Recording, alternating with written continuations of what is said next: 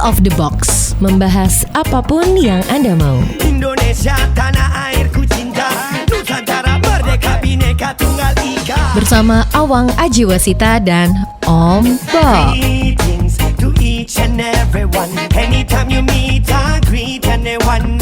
Whether it namaste, assalamu alaikum. Salam, salam, salam. Halo, kita ketemu lagi di Out of the Box, membahas apapun yang Anda mau. Sudah siap di sini? Awang Ajiwasita bersama Om Bob. Langsung aja kita akan mulai diskusinya. Om Bob, belum lama ini sebanyak 20 pejabat Dinas Kesehatan Banten bersama-sama mengajukan pengunduran diri. Ini terkait dengan salah satu rekan yang ditetapkan sebagai tersangka kasus korupsi. Ini jadi heboh nih. Sebenarnya ceritanya gimana sih Om Bob? Ya, ini kasusnya ini termasuk extraordinary. Ya, jarang terjadi. Ya, kalau kita sebagai orang awam kan cuman mikirnya, oh ya, ini berarti 20 orang tadi itu kan semacam melakukan protes. Kalau ada salah satu rekannya dia, ini kita nggak ngerti apakah dia tuh pejabat di atas mereka atau satu level ya. Karena dituduh atau ditangkap gara-gara ada korupsi pembelian 15.000 masker KN95. Ya ini kan maskernya kan bagus ya. Betul. Untuk yang standar kesehatannya itu kan bagus ya. Jadi filternya bagus. Memang KN95 itu kan bagus. Nah, ternyata biayanya itu cukup tinggi dan sepertinya terjadi korupsi yang dirugikan kurang lebih 40-50% dari total pengeluaran duit yang untuk beli masker 15.000 biji tadi. Ya, nah ini istimewa. 20 orang eselon 34 ini rame-rame mengundurkan diri sebagai pejabat. Ya, sebetulnya kalau sudah mau mengundurkan diri dari pejabat itu ya sama dengan mengundurkan diri dari pegawai negeri kan. Ya kan? Nah ini nggak ngerti tujuannya apa ini ya. Kalau orang awam ya, ini solidaritas. Ada rekannya yang korupsi ditangkap, wah itu jadi mereka membela. Nah kalau sudah membela itu kan berarti ada sesuatu ini. Ya jangan-jangan juga terdapat hujan yang merata sama mereka ya. Jangan-jangan loh ya. Jadi waduh kasihan nih, kita juga udah dapat ini protes rame-rame ya, supaya ini jangan sampai dimasukkan penjara. Dan ini mereka kemarin juga mengeluh kepada Gubernur Banten. Ya ini walaupun bagaimana kan gubernur itu kan pengetahuannya juga lebih luas ya. Betul. Dan gubernur juga susah untuk diadu domba kan. Ya, maka kalau kita lihat dari apa yang dijawab oleh gubernur kan cukup santai. Tunggu dulu, kita mau menginvestigasi dulu sebetulnya masalahnya apa. Oke. Ya. Tetapi di situ kan ke-20 orang itu sempat mengeluarkan keluhan-keluhan ya. Oh macam-macam tuh ya. Bilang ini kepala dinkesnya ini kerjanya terlalu rajin. Ya, jam 8 malam, jam 7 malam masih belum pulang ya. Tetap kasih kerja di kantor. Ini membuat mereka waduh ini nggak bisa mengikuti ritme kerja dari Kadinkesnya yang luar biasa. Jangan-jangan ini Kadinkesnya karena rajinnya seperti ini jadi ketahuan kalau ini kemarin pembelian masker ini ada yang korupsi, mungkin kan. Ya. Tapi 20 pejabat tadi itu mereka merasa sudah bekerja sesuai arahan, tapi tetap aja merasa dianggap kurang beres, bahkan merasa mendapat intimidasi, penuh tekanan. Menurut Om Bob gimana ini?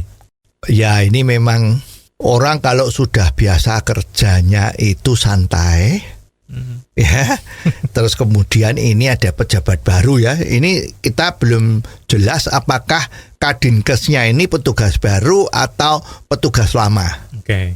Nah, karena orang-orang yang biasa kerjanya santai, ini kan sudah menjadi rahasia umum bahwa kalau pegawai negeri itu kan kerjanya lebih santai dibandingkan dengan perusahaan-perusahaan swasta. Nah, ini sekarang ke-20 orang ini seperti KUR ya, paduan suara mengatakan bahwa mereka sudah kerjanya sesuai dengan arahan Dinkesnya, kepala Dinkesnya ya, tetapi toh masih dianggap kerjanya kurang baik dan mereka kerja merasa ditekan, mendapat intimidasi, sehingga mereka merasa, wah, kita bekerja di bawah Kadinkes yang sekarang ini merasa tidak nyaman.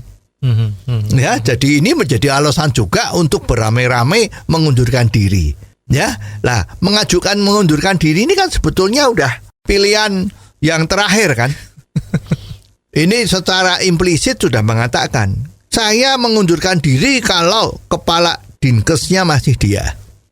Jadi kalau saya ditahan untuk tidak mengundurkan diri, mestinya Kadinkesnya yang harus diganti.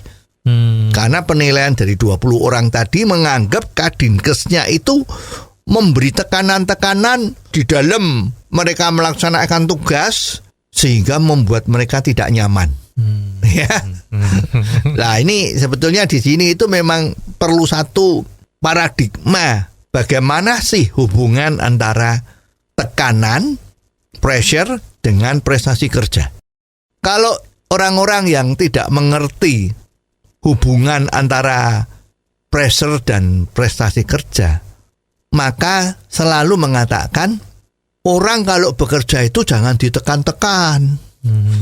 Ya, nanti kalau sudah ditekan mendapat tekanan yang jadi stres, maka dia tidak akan berprestasi. Nah, ini kan yang 20 orang tadi itu kan merasa dapat tekanan sehingga kerjanya nggak nyaman. Ya, yang namanya kerja itu ya nggak ada yang nyaman. Kalau mau kerja yang nyaman itu ya tidur itu nyaman.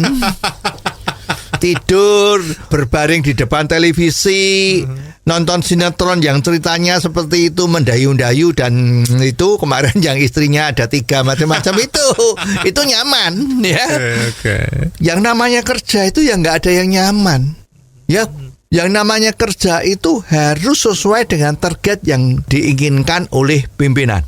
Ya. Jadi sekarang kalau dia bilang bahwa dia sudah merasa maksimal, nah maksimal ini juga perlu diterjemahkan.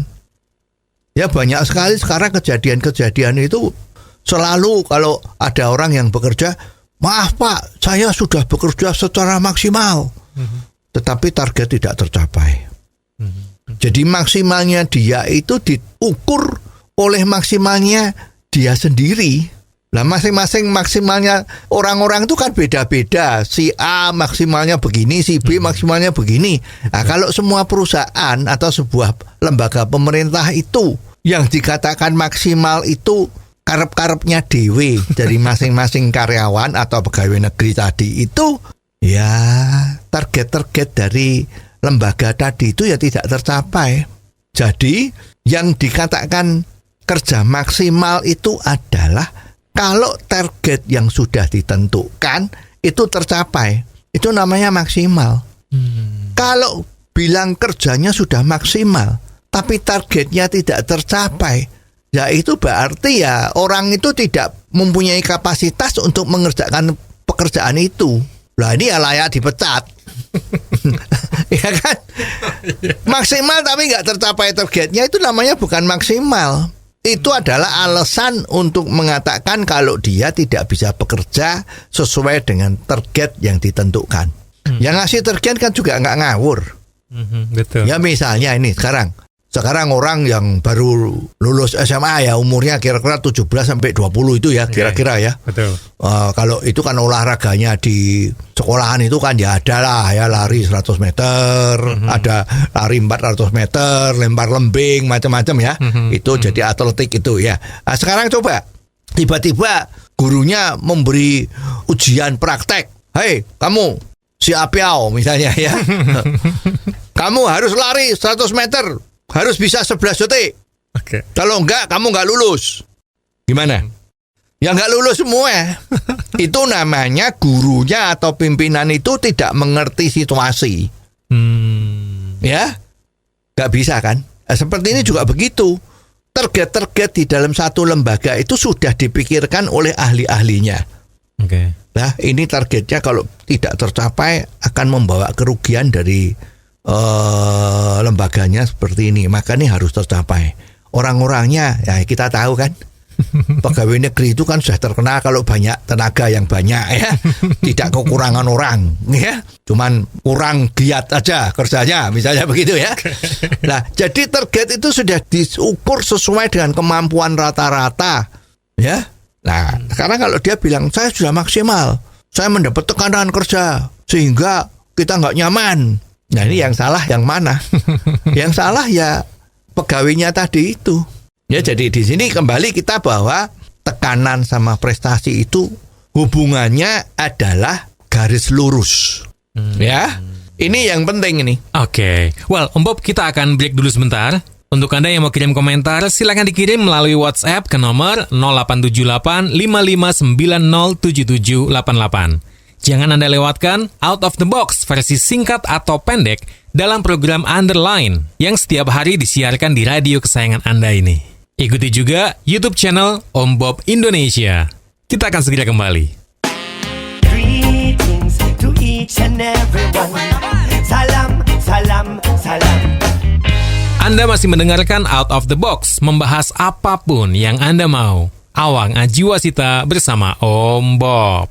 Tadi diskusi kita sampai di hubungan garis lurus antara tekanan dan prestasi. Ini maksudnya gimana, Om Bob? Jadi kalau tekanannya makin besar, prestasi seseorang itu makin tinggi, makin baik. Oke. Ya, jadi misalnya ini mengetik, ya, mengetik itu kan ada istilah itu, berapa kata per menitnya. Betul. Nah, sekarang kalau ada kerjaan, misalnya suruh nyalin naskah, ya, silakan ini juru ketik kita itu coba di-take, gitu kan? Nah, itu bisa nggak selesai-selesai.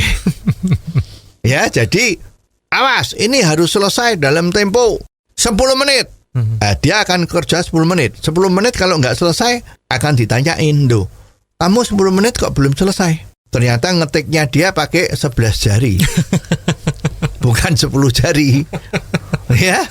Wah, ini repot nih. Ya, berarti orang itu karena kerjanya lambat, toh kebetulan dia sudah diangkat jadi pegawai negeri. Ya, rekrutmennya kalau salah kan dapat juru ketik tapi ngetiknya 11 jari, bukan 10 jari. Apa yang akan terjadi? Nah, perusahaan atau lembaga yang baik itu kan mencoba membina karyawannya. Oh, jadi juru ketik tadi itu, ngetiknya masih pakai 11 jari. Oke, panggil orang ahli ngetik. Ya, ayo belajar. Orang yang namanya si Bun tadi itu harus bisa ngetik 10 jari. Ya, terus si Bunnya tadi dikasih target. Ya, kamu harus bisa mengetik 60 kata per menit dalam jangka waktu seminggu. Wah, berarti dia harus kerja terus kan? Betul. Nah, dia ternyata minggu pertama mungkin bisa 50. 50 kata per menit. Nah, terus dikasih lagi tekanan.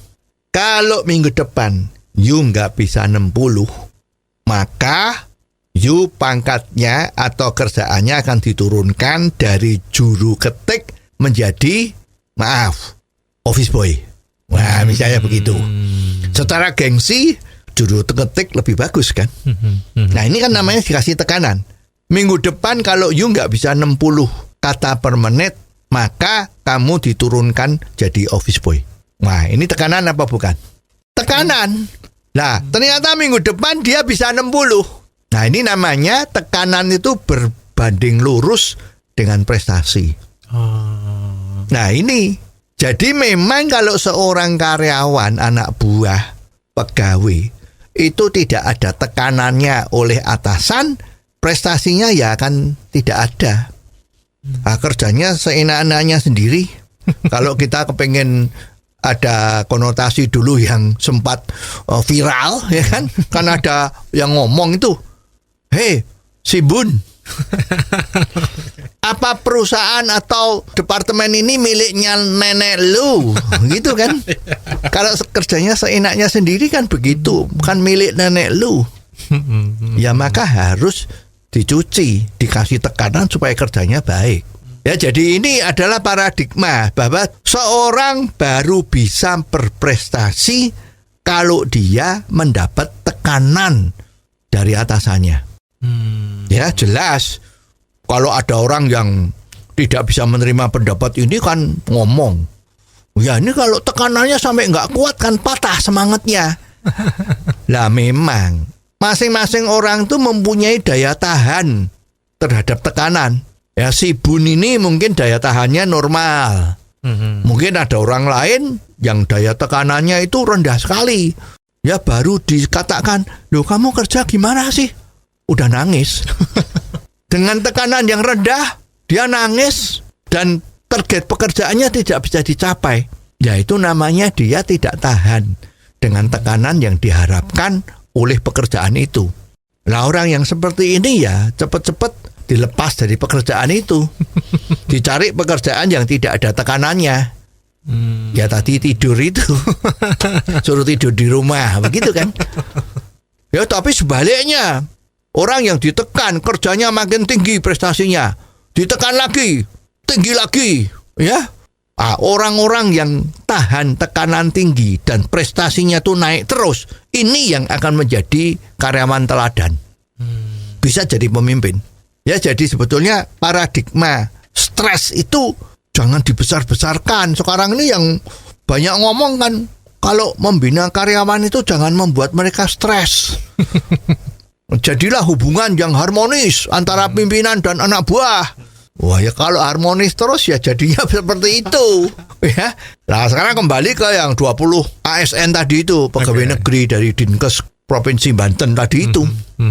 Ya dia mengatakan ini Kadinkes kita itu kerjanya over. Wow, ya sampai jam 7-8 malam itu belum pulang. Nah harusnya kita senang dong ada pemimpin yang seperti itu kok. Ya tidak mengenal jam kerja, apalagi situasi pandemi. Ini kan kepala Dinkes itu kan mikirin terus ini bagaimana supaya daerahnya sana tidak menjadi daerah terjangkit COVID, menjadi daerah yang merah, apalagi yang hitam. Ya itu kan pikirannya dia di situ.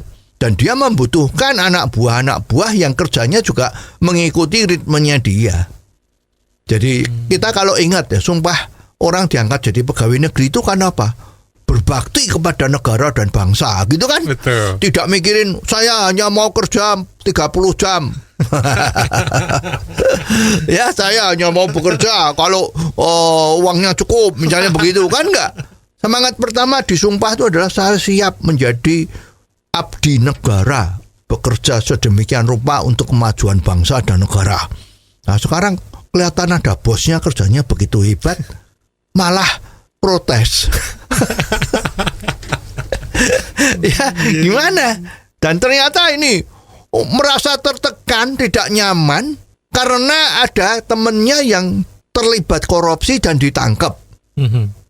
Ya, padahal dia dianggap kerjanya sudah hebat. Lah, tapi kan ketangkep kalau dia itu korupsi. Apalagi Indonesia lagi getol-getolnya itu membasmi korupsi. Nah kalau sudah korupsi itu namanya tikus-tikus kan.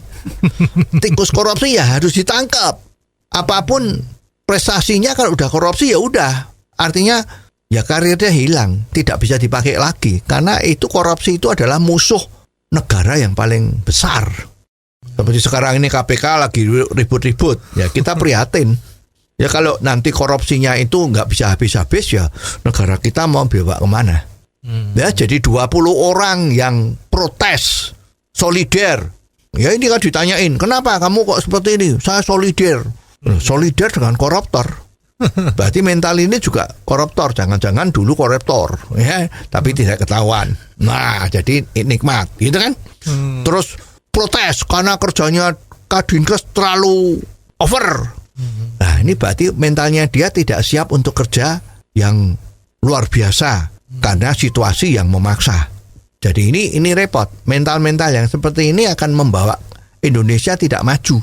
Apalagi kalau sudah ada pekerjaan-pekerjaan yang seperti itu terus tanyanya gini, ngomong-ngomong ini ada lemburannya enggak? Ini ada duitnya enggak? Ya, ada piro. Wah, wani piro. Wah, repot. Ya, kalau mental-mental seperti ini ya repot. Jadi kalau memang ke 20 orang itu seperti itu ya dilepaskan. Ya, oke, kalau memang kamu tidak cocok dengan ini ya kamu undurkan diri, oke, disetujui. Jangan terus dipindah posisi. Nah, disetujui aja biar mundur. Malah bisa jadi sebuah keuntungan ya, Om Bob. Iya. Nah, kalau dia mundur, kan banyak orang yang sekarang mau cari kerjaan. Cari aja orang-orang yang baik, lebih baik dari itu.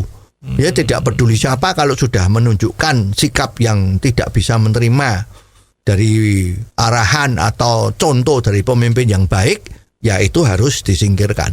Nah, ini negara kita baru akan maju. Oke. Well, Om Bob, kita akan break dulu sebentar ya. Jangan lupa kalau Anda punya komentar, silakan kirim WhatsApp 0878 55907788. Jangan Anda lewatkan Out of the Box versi singkat atau pendek dalam program Underline yang setiap hari disiarkan di radio kesayangan Anda ini. Ikuti juga YouTube channel Om Bob Indonesia. Kita akan segera kembali. Greetings to each and everyone. Salam, salam, salam. Kembali lagi di Out of the Box, membahas apapun yang Anda mau. Awang Ajiwasita bersama Om Bob. Tadi kita sempat singgung sedikit tentang KPK, Om Bob. Nah, baru-baru ini kan KPK kayaknya lagi rame nih. Apalagi tes wawasan kebangsaan yang akhirnya hasilnya banyak yang nggak lolos nih. Menurut Om Bob gimana ini? Ya, ini memang rame. Soal KPK ini kan bermula dari revisi undang-undangnya, ya. Oke. Yang dalam waktu kurang lebih 2 minggu itu rancangan undang-undang disahkan oleh DPR menjadi undang-undang. Oke. Ya, pada saat dilaporkan ke Presiden, kan punya jatah waktu 1 bulan. Kalau dalam tempo 1 bulan tidak ada tanda tangan atau persetujuan dari Presiden, maka undang-undang ini tetap berlaku. Oke. Ya, nah ternyata Presiden kan tidak tanda tangan. Nah, tapi ini undang-undang jadi berlaku. Ya, menurut aturan undang-undang begitu. Nah, setelah itu terjadi demo-demo kan untuk memprotes ini. Nah, terus bisa mendapatkan satu pengertian bahwa demo-demo itu bukan satu-satunya jalan untuk menentang perubahan undang-undang ini. Oke. Undang-undang yang baru ya. Tapi masih ada jalan yang namanya judicial review oleh Mahkamah Konstitusi. Betul. Ya, maka banyak masyarakat yang mengajukan judicial review tadi kepada Mahkamah Konstitusi. Oke. Ya, tapi ternyata bulan lalu kan Mahkamah Konstitusi menolak judicial review itu, dianggap bahwa undang-undang itu sudah betul dan harus dilaksanakan. Nah, sekarang disusul kemudian dengan ada tes wawasan kebangsaan, dan seperti kita ketahui kan yang tidak lulus itu kan ada kurang lebih 75-an ya. Betul, betul. Nah, ternyata setelah diteliti oleh teman-teman yang biasa meneliti itu ternyata kok banyak yang tidak lulus dan sehingga harus menyerahkan pekerjaannya kepada atasannya, jadi artinya non-job ya. Oke. Itu adalah yang sedang menangani masalah-masalah korupsi yang gede. Ya, atau biasanya dia menangani masalah-masalah yang menggemparkan dunia persilatan korupsi itu ya. Nah, ini. Nah, jadi menjadi bertanya-tanya, loh kok aneh? Yang tidak lulus kok banyak sekali yang orang-orang yang kemarin terkenal sebagai pahlawan anti koruptor. Wah, ya karena ditangkap tuh banyak orang itu orang-orang nih yang nangkep gitu ya. Jadi kebalikannya sama yang demo di Dinkesnya Banten tadi itu kan. Itu demo karena temennya ada yang korupsi jadi dia solider. Tapi yang ini banyak orang-orang yang demo atau mengutarakan pendapat tidak setuju kalau ada 75 orang-orang yang dicopot dari pekerjaannya gara-gara tes wawasan kebangsaan itu tidak lulus dari pimpinan KPK-nya yang ngadain itu. Nah, ini ya susah. Kalau sudah terjadi seperti ini gimana ya? Kalau kita mau ambil jalan yang paling aman ya kita no comment. Let it be ya. Whatever will be. Kita lihat aja nanti gimana. Ya, tapi ini memang masalah yang pelik ya, sulit nih ya. Ini nggak ngerti di belakang ini itu story behind the skin-nya itu apa, kita nggak ngerti ini. Karena kita lihat aja gimana. Ya, mudah-mudahan aja hasil survei kemarin kalau kinerja KPK dinilai oleh masyarakat itu makin merosot ya. Setelah adanya undang-undang KPK yang baru ini, apakah dengan adanya tadi itu ya, pegawai KPK sudah menjadi pegawai negeri ASN, dan yang tidak lolos tes wawasan kebangsaan itu menjadi non-job. Nah, ini nanti kinerjanya KPK gimana surveinya? Nah, nanti kita akan lihat. Ya mestinya kalau ada pemimpin yang baik yang tahu. Kalau memang nanti surveinya makin lama makin jelek, ya mestinya ada sesuatu. Ini harapan kita, ya pemimpin kita bisa memutarbalikkan lagi model-model seperti ini agar survei kinerja KPK itu bisa menjadi naik kembali. Itu kan menjadi harapan kita semua bahwa Indonesia harus cepat-cepat memberantas korupsi agar negara menjadi maju. Nah, dari korupsi kita diskusinya lompat ke kasus COVID-19 yang melonjak tinggi, khususnya di Jawa Tengah. Di daerah Kudus itu melonjaknya luar biasa, Om Bob. Menurut Om Bob gimana ini? Ya, ini soal COVID itu Indonesia masih berjuang ya, harus berjuang keras agar bisa menyelesaikan masalah pandemi ini. Sekarang di daerah Jawa Tengah, terutama di Kudus, Jeporo, Pati, itu kan dinyatakan daerah yang sangat rawan. Ya, rumah sakit di Kudus itu sudah tidak bisa menampung orang-orang yang terpapar oleh corona atau COVID-19 ini. Kalau kita lihat dari televisi atau yang viral, ada yang pasiennya dirawat sambil tidur di kursi tunggu pasien.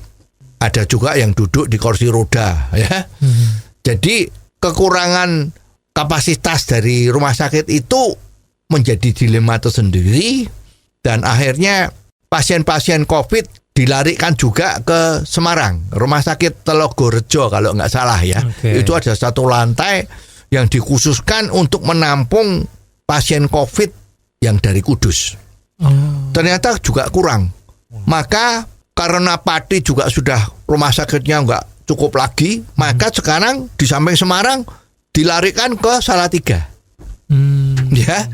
Jadi ini semua heboh gara-gara COVID yang menjadi-jadi, yang penyebabnya itu semua orang sudah sepakat ya bahwa ini gara-gara mudik. Ya, gara-gara mudik maka COVID ini naik. Kenapa mudik, Om Bob, yang bisa jadi penyebab ini?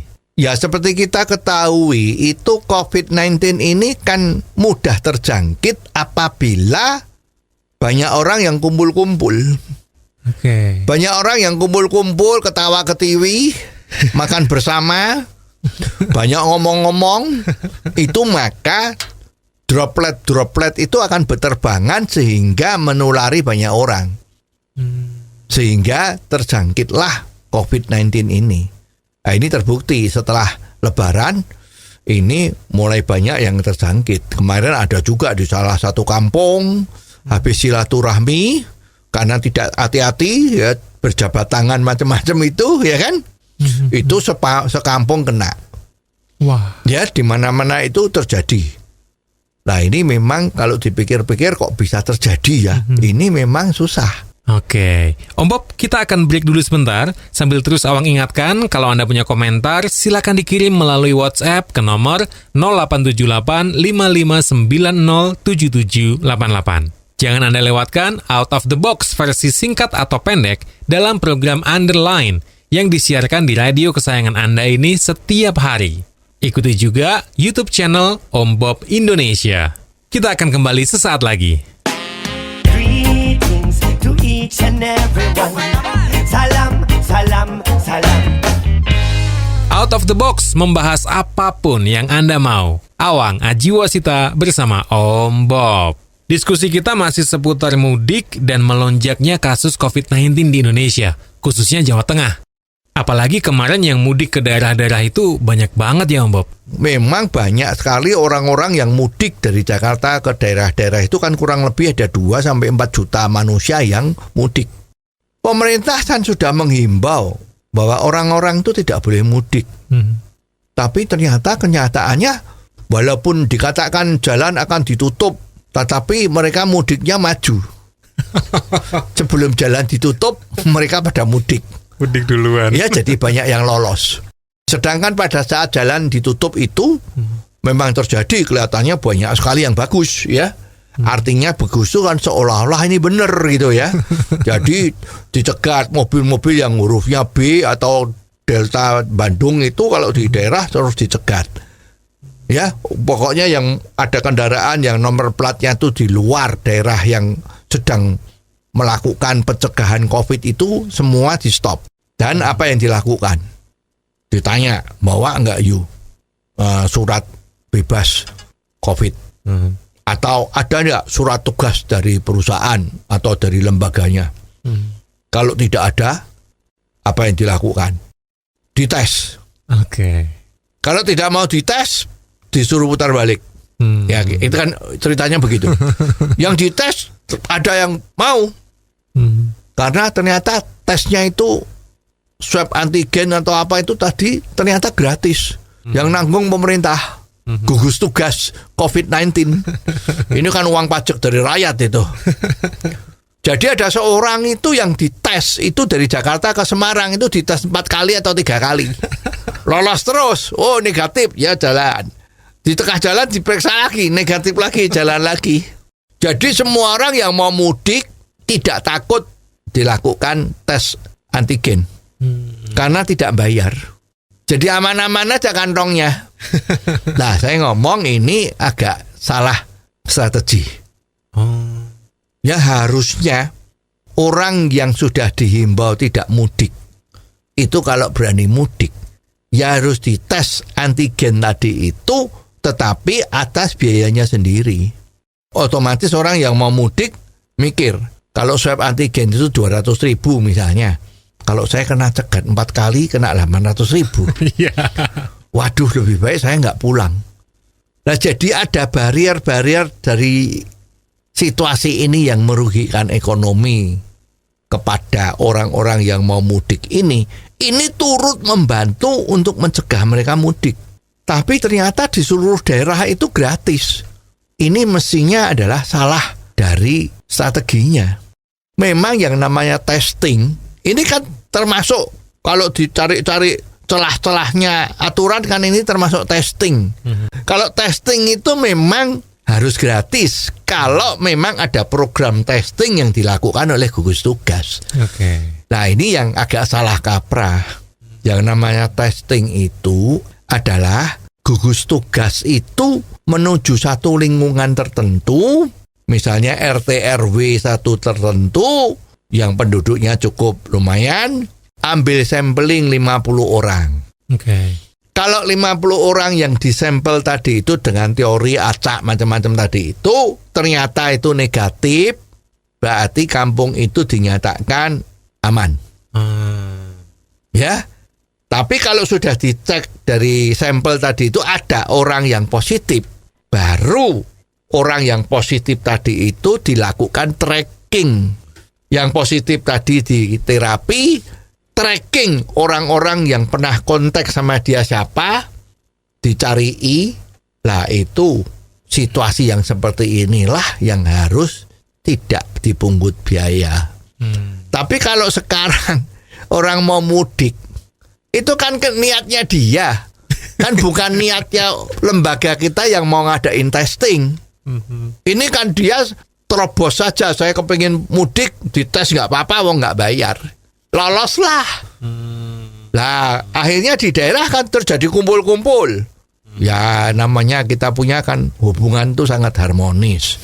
Ada yang jauh datang, waduh kalau nggak ketemu nggak enak, salam kangen-kangen. Ya kemarin kan juga sudah ada yang ngomong, kangen itu harus diobati, kalau enggak kasihan gitu kan. Nah kangen-kangenan, cipika-cipiki, gitu, terus salaman-salaman, makan-makan hidangan lebaran, macam-macam lah ini jadinya. Jadi pencegahan ini tidak dilakukan secara serentak dari semua metode-metode untuk pencegahan tadi itu.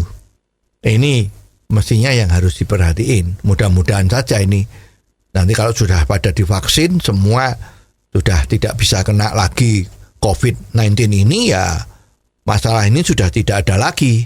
Tetapi nanti kalau memang ada rencana pemeriksaan bagi orang-orang kalau mau bepergian itu harus bebas dari COVID, ya mestinya jangan gratis. Ya, seperti sekarang kan, orang yang mau naik kereta, orang yang mau naik pesawat terbang, orang yang mau naik kapal, orang yang mau naik bus, itu kan ada syaratnya.